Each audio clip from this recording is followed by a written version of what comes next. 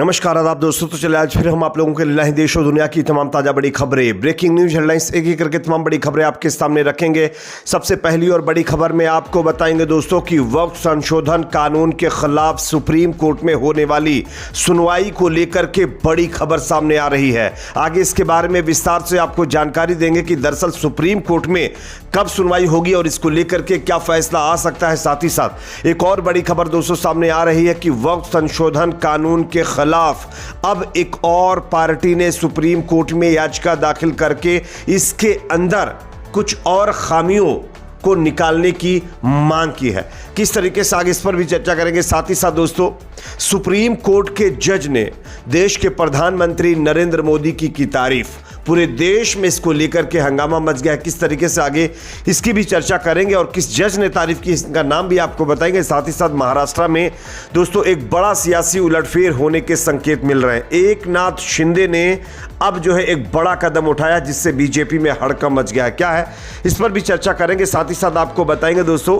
कि फरीदाबाद से बड़ी खबर आ रही है। हरियाणा के फरीदाबाद में एक इलाके में बिल्डोजर चला गया जहां पर एक मस्जिद समेत कई मकानों को जमींदोज कर दिया गया है। इसके पीछे की वजह क्या है इस पर भी चर्चा करेंगे। साथ ही साथ दोस्तों बाबा रामदेव के खिलाफ मध्य प्रदेश में केस दर्ज कर दिया गया है। दरअसल रुआवजा को लेकर जिस तरीके से बाबा रामदेव ने विवादित बयान दिया था वो बयान उनको भारी पड़ता हुआ नजर आ रहा है और उनके ऊपर अब केस दर्ज किया गया है, जिसके बाद बाबा रामदेव की मुश्किलें बढ़ गई हैं। आगे इस पर भी चर्चा करेंगे। साथ ही साथ जामा मस्जिद जो संभल की है उसकी कमेटी के सदर जफर अली को कोर्ट से बड़ी राहत मिल गई है। किस तरीके से आगे इस पर भी चर्चा करेंगे। साथ ही साथ दोस्तों महाराष्ट्र से एक और बड़ी खबर आ रही है जहां पर बीड जिला में एक बीजेपी के नेता को खत्म कर दिया गया है। किस तरीके से आगे इस पर भी चर्चा करेंगे। उससे पहले छोटी सी रिक्वेस्ट, आपको क्या लगता है दोस्तों, क्या सुप्रीम कोर्ट को वक्फ संशोधन कानून को लेकर के कोई बड़ा फैसला लेना चाहिए? कमेंट सेक्शन में इस पर अपना फीडबैक जरूर दीजिए। वीडियो पसंद है तो लाइक करिए, शेयर करिए, चैनल पर नए हैं तो सब्सक्राइब जरूर कर लीजिए। बात करेंगे पहली और बड़ी खबर की। आप सब जानते हैं कि वक्फ संशोधन कानून की संवैधानिक वैधता को लेकर के सुप्रीम कोर्ट में आज सुनवाई होनी है। आप सब जानते हैं कि इस सुनवाई से पहले पूरे देश में इसको लेकर के चर्चाएं तेज हैं, लेकिन अब खबर आ रही है दोस्तों कि सरकार की तरफ से और विपक्ष की तरफ से वक्फ कानून को लेकर के पूरी तैयारी मुकम्मल कर ली गई है और इसको लेकर के सुप्रीम कोर्ट से जो ताज़ा अपडेट है वो क्या है आप देखिए स्क्रीन पर। वक्फ कानून को लेकर पूरे देश में हलचल मची हुई है। 5 अप्रैल को राष्ट्रपति द्रौपदी मुर्मू से मंजूरी मिलने के बाद नया वक्फ संशोधन कानून भले ही लागू हो गया हो, पर इसे लेकर सरकार और विपक्ष के बीच अभी भी मतभेद जारी है। इसी बीच कई विपक्षी पार्टियों ने कानून की संवैधानिकता पर सवाल उठाए हैं और इसे लेकर सुप्रीम कोर्ट में याचिकाएं भी दाखिल की हैं। इस कड़ी में सुप्रीम कोर्ट आज जो है वक्फ संशोधन अधिनियम के कई प्रावधानों की संवैधानिक वैधता को चुनौती देने वाली याचिकाओं पर सुनवाई करेगा।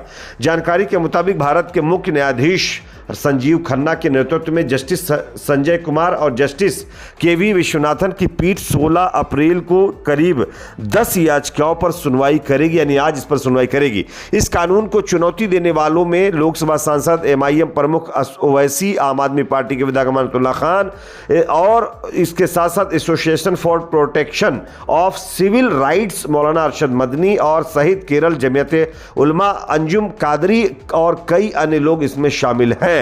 अब बताया जा रहा है कि शायद जो है दोपहर के 1 बजे के बाद इस कानून को लेकर के सुप्रीम कोर्ट में सुनवाई हो सकती है और इस पर सुप्रीम कोर्ट अपना फैसला दे सकता है। हालांकि सुप्रीम कोर्ट इस पर क्या फैसला देगा यह देखने वाली बात होगी। और इसके उलट 6 भाजपा शासित सरकारों ने भी सुप्रीम कोर्ट में इस कानून को लेकर के याचिका लगाई है। इस कानून को बहुत अच्छा बताया है, इस पर भी सुप्रीम कोर्ट को सुनवाई करना है।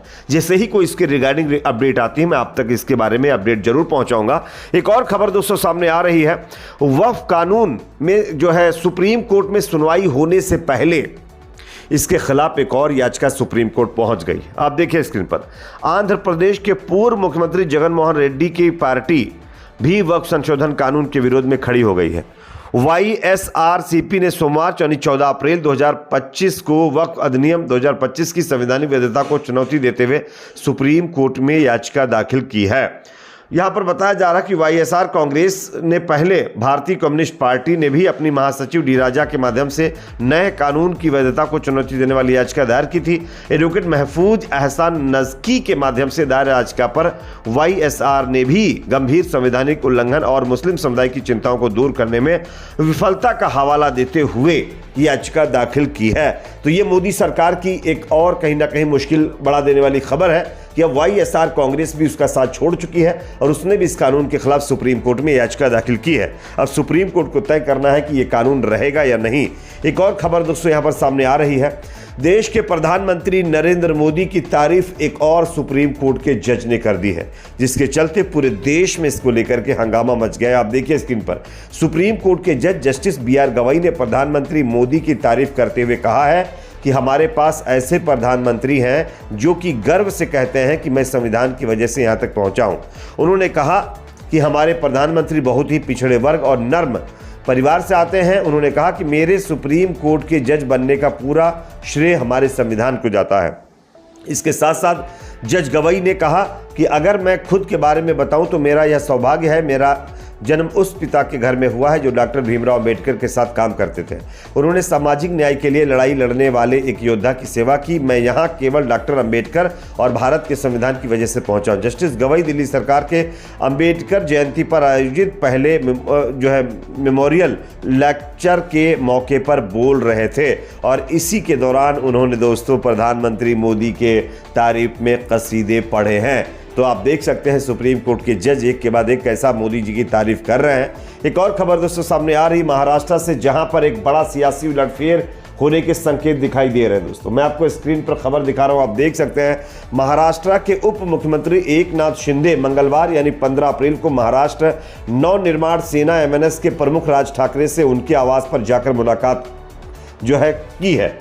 ABP माझा के मुताबिक राज ठाकरे के घर डिनर भी एकनाथ शिंदे ने किया है और डिनर में शामिल हुए हैं। दरअसल महाराष्ट्र विधानसभा चुनाव नतीजों के सियासी गलियारे में इस बात की चर्चा होने लगी थी कि राज ठाकरे और एकनाथ शिंदे के बीच अनबन हो गई है। महाराष्ट्र की महिम विधानसभा सीट से राज ठाकरे ने अपने बेटे अमित ठाकरे को मैदान में उतारा था। यहां से एकनाथ शिंदे ने सदा सावरकर को टिकट दे दिया। ऐसी चर्चा भी हुई कि अमित ठाकरे के लिए शिंदे अपना परिवार वापस ले लेंगे, लेकिन ऐसा नहीं हुआ। नतीजों में उद्धव गुट के महेश बलराम सावंत जीत गए। अपने तल्ख तेवर के लिए मशहूर राज ठाकरे को लेकर ऐसा कहा गया कि शिंदे गुट की तरफ से उम्मीदवार वापस नहीं लिए जाने से नाराज हो गए। लेकिन आज ताजा तस्वीर ने उन चर्चाओं को हालांकि ठंडा जरूर कर दिया है, लेकिन लोगों का यह भी मानना है कि शायद बीजेपी से जिस तरीके की दूरियां एकनाथ शिंदे बना रहे हैं, इसी वजह से वो अब MNS के करीब भी जा रहे हैं। और महाराष्ट्र के अंदर NCP जो अजीत पवार की है वो पार्टी और एकनाथ शिंदे की पार्टी मिल करके एक नई खिचड़ी पकाने का काम कर रहे हैं। अब इसमें देखना यह होगा कि यह खिचड़ी पकती कब तक है, कब यहां पर उलटफेर देखने को मिल सकता है। हालांकि अजीत पवार एकनाथ शिंदे की पार्टी ने साफ कहा है कि बीजेपी जिस तरीके से हमको कमजोर दिखाने की कोशिश करे ऐसा वो बिल्कुल ना समझे, हमारे पास अभी भी ताकत। अब देखना है आगे क्या होता है। एक और बड़ी खबर दोस्तों यहां पर सामने आ रही है जो है फरीदाबाद से, जहां पर एक मस्जिद के ऊपर बिल्डोजर चला दिया गया है। नगर निगम ने मंगलवार को वन विभाग की जमीन पर बसी जमुई कॉलोनी में मस्जिद समेत 50 अवैध निर्माणों को ध्वस्त कर दिया है। यह कार्रवाई सुप्रीम कोर्ट के आदेश पर की गई है। एक और बड़ी खबर आ रही है दोस्तों, मध्य प्रदेश में पतंजलि का गुलाब और शरबत और रुआवजा पर सियासी संग्राम मचा हुआ है। इसी बीच खबर आ रही है कि बाबा रामदेव के रुआवजा पर दिए विवादित बयान को लेकर उनके खिलाफ कांग्रेस पार्टी के नेता दिग्विजय सिंह ने केस दर्ज कर दिया है, जिससे बाबा रामदेव की मुश्किलें बढ़ गई हैं। एक और खबर दोस्तों सामने आ रही है, संभल की जामा मस्जिद कमेटी के सदर जफर अली को जमानत मिल गई है। ASI के दर्ज मुकदमों में सुनवाई हुई है और इसमें जो है जामा मस्जिद कमेटी के सदर जफर अली को बड़ी राहत दी है और कोर्ट ने उनको कहीं ना कहीं जमानत दे दी है। एक और बड़ी खबर दोस्तों सामने आ रही, महाराष्ट्र में 20 सड़क के ऊपर बीजेपी नेता की हत्या कर दी गई है। महाराष्ट्र के मराठवाड़ा का बीड जिला एक बार फिर चर्चा में आ गया। मंगलवार को यहां एक बीजेपी कार्यकर्ता की दिन दहाड़े निर्मम हत्या कर दी गई है। इतना ही नहीं, हत्या के बाद हत्यारा खुद पुलिस थाने पहुंचकर सरेंडर किया है। यह अपने आप में दिखाता है कि बीजेपी शासित राज्यों में खुद बीजेपी के नेता सुरक्षित नहीं है। इस पर आपकी राय कमेंट सेक्शन में जरूर रखें। वीडियो पसंद आए तो लाइक करें, शेयर करें, चैनल पर नए तो सब्सक्राइब जरूर करें।